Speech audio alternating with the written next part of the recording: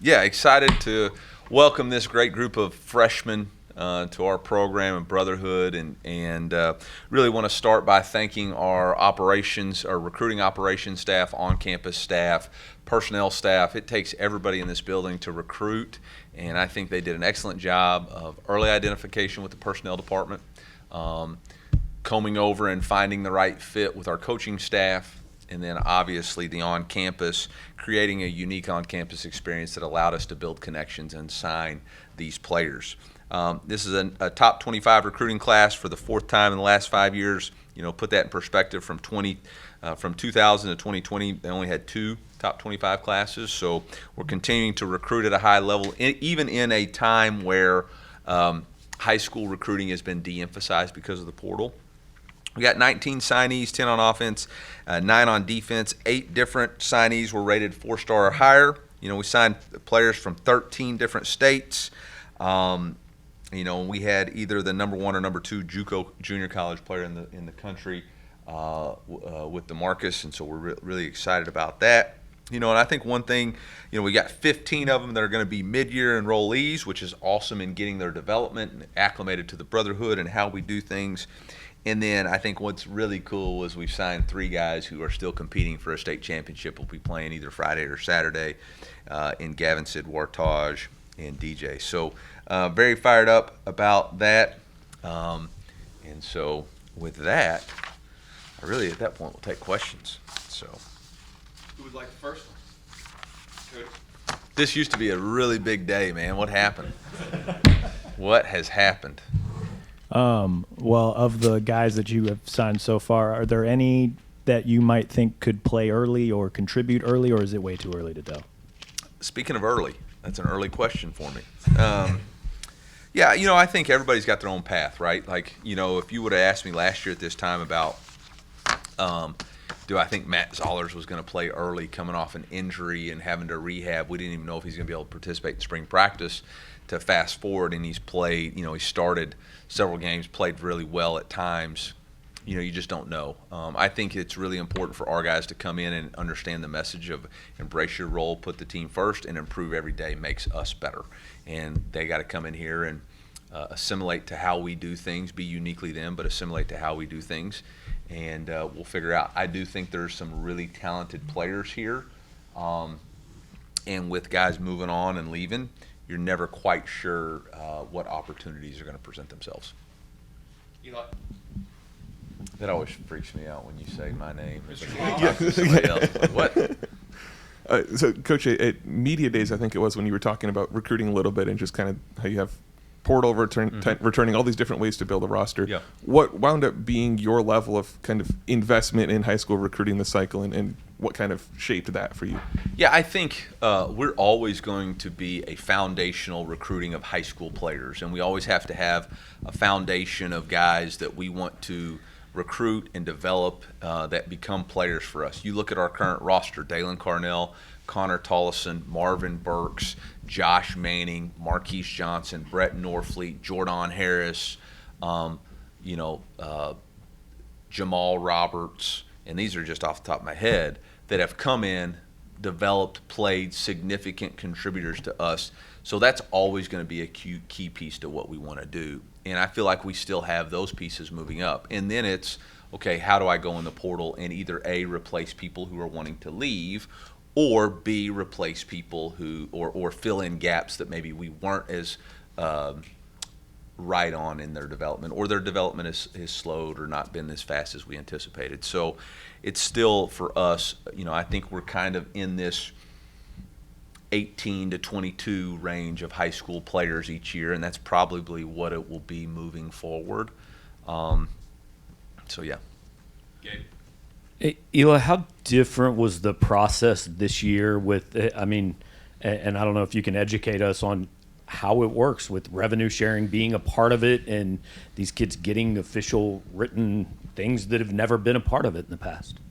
Yeah, it's really different. It's really different from, I don't think there's an awareness nationally or with agencies or parents that the previous style of NIL, pass the hat fundraising renegotiate, okay, well, we'll go call a booster and find a little bit more money to answer that. That's not possible anymore. You have a rev share amount. You have a 3PN, third-party NIL, that is potentially there but not guaranteed, and so you have a budget.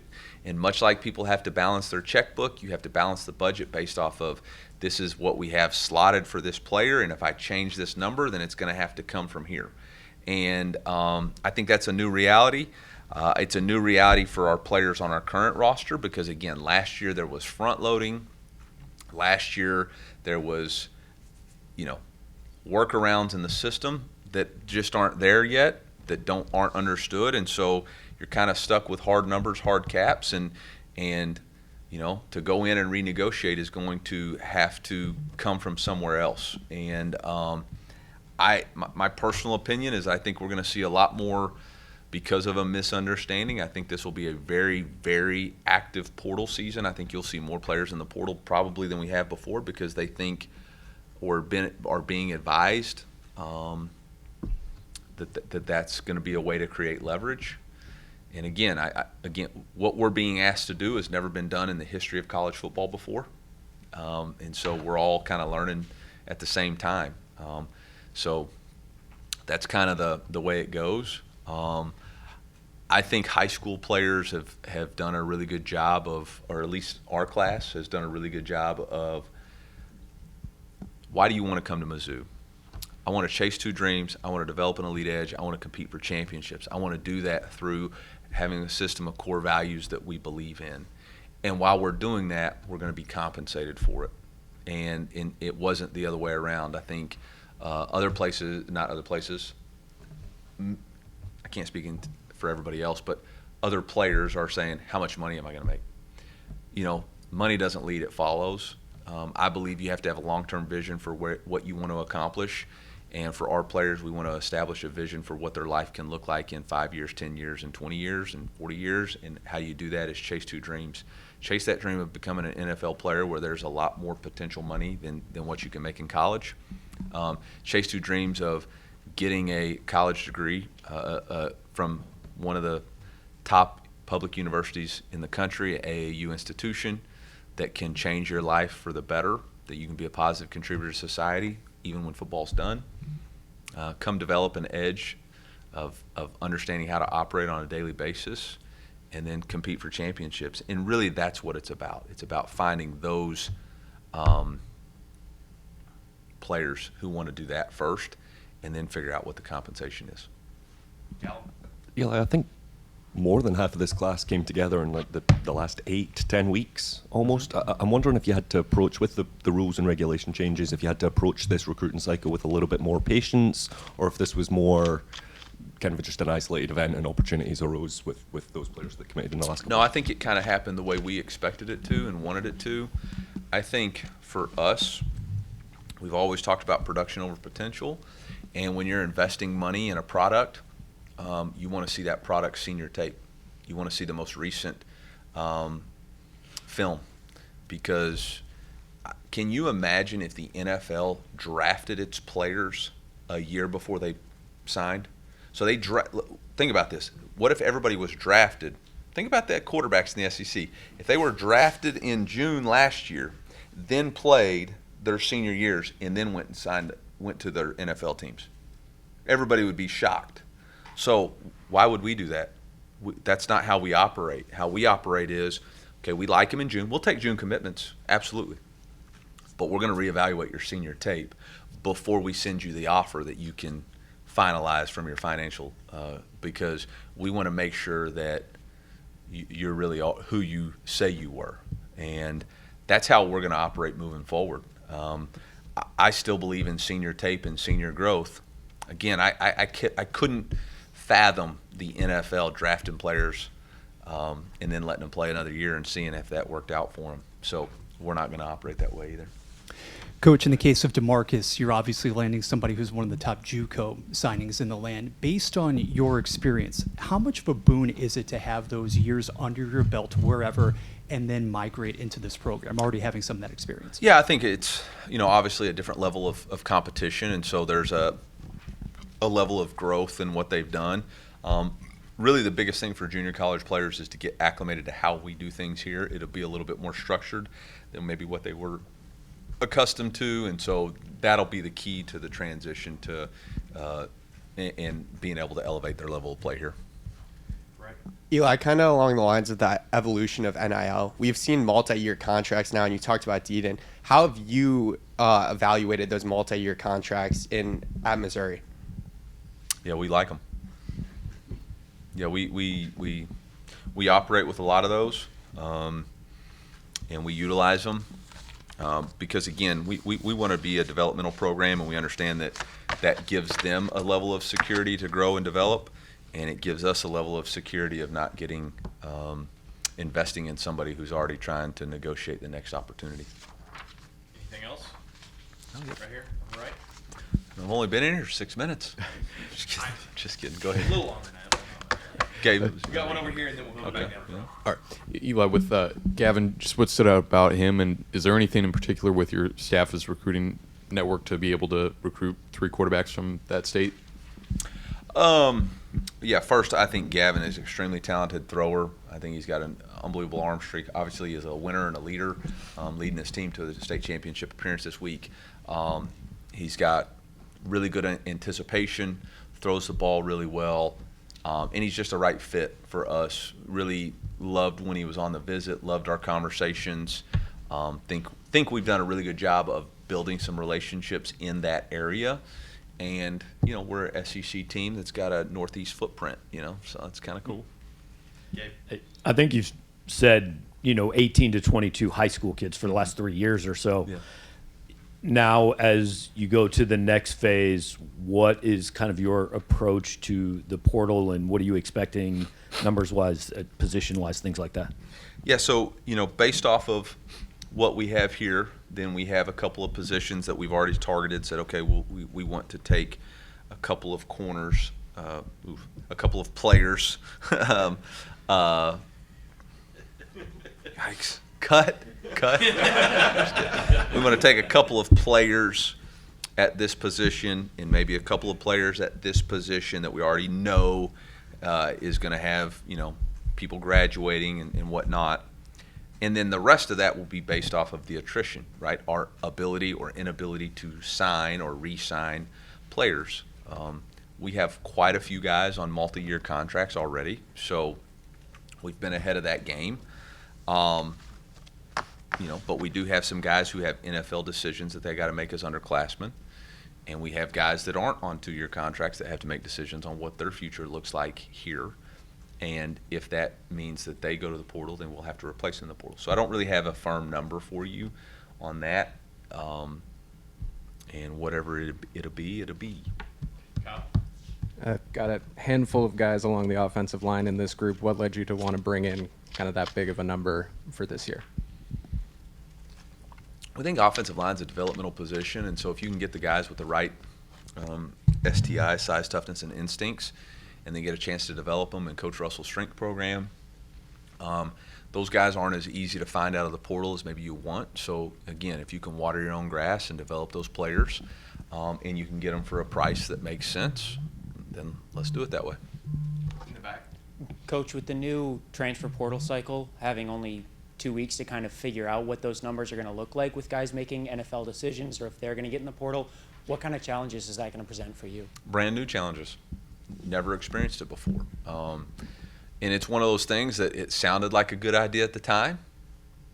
And now as you get closer to it, you go, that's not quite as good of an idea as we thought it was. And I think Coach Kiffin was a guy who was very adamant about, that we should be for the 2 portal windows. And all of us at the time were like, man, it's easier if you just have one, we'll at least knock it all out. And now that you're looking back on it, you're like, oof, maybe it was a little bit more beneficial to have 2. It's not going to be an exact science in January, and one of the key things that we don't have that the NFL system has is they have waiver wires and they have trades, and we don't have that. And so once you establish your roster in January, you're locked in. One of the things that the SEC has put us at a disadvantage at is that we're only at 85 scholarships, while other school conferences are at 105. And that puts us at I'm not real smart, but that puts us at a 20-man disadvantage for the future. And, we are the best conference in college football. We've added a 9th game, and now we're at a disadvantage to the rest of the country in what we're doing. That doesn't seem like a recipe for success that needs to be reevaluated, in my opinion. Again, it's just an opinion. Coach, with Jabari, the quick twitch movements, ability to make defenders miss in the open field, how does he fit that model of what you're looking for in the receiver room? We needed to get more size at the receiver room, and felt like that both Jabari and Devion presented that size and speed and length and the ability to make contacted catches. Last year, we got some really good players, but it wasn't at the height that we needed. And so, we got to do a good job of always balancing that room out, and those two guys do that. Gabe? You can call it With- now if they got anything. No, just kidding. Let's Let's not go forever. Without talking about any specific players, what did you learn from last year about your approach to recruiting and balancing kids who might want to play right away versus that developmental piece you're talking about in taking a class? Yeah, it's I use this verse all the time with our players and our recruits. Your gift will make room for you and bring you in front of great men. Like, if you have the ability to play, you're going to be able to play early. That isn't really up to me. That's up to you and your work ethic and your desire. And we had several guys do that this year. I think we had several more that could have, but they had some really good players in front of them. And so I think they did a really good job of just embracing their role, playing their 4 games, not getting in that comparison or running your own race instead of comparing your race to somebody else's. And I think that a lot of that comes from pressure from home and pressure from outside noise on why you aren't playing. But I think, our guys see our culture, they see the development that they're doing, they see the weight that they're adding, knowing that if they'll just trust their process, run their race, then their time will come. And I think, again, one of the things that we have to do is continue to sell who we are and our message. We've got an opportunity to win 30 games in 3 years. There's a pretty cool graphic going out right now in our comparison versus everybody else in the SEC in the last 3 years. I think we're showing who we are, and you can believe in it and buy into it. And it really is not about a logo or about, chasing a brand. It's about chasing your own development and running your own race. And I think we're doing a really good job of being able to display that. I mean, you look at, who we're going to put out in the NFL draft this year. I mean, Zion Young is a great example of what an opportunity he's got. I think Keegan Trost is going to be a great example of coming here, and even though it was a short time, developing into a really good player. And so I think we're continually selling that. All right, Coach, that's all we got. Thank y'all. Thank you. Appreciate y'all coming today. Short notice.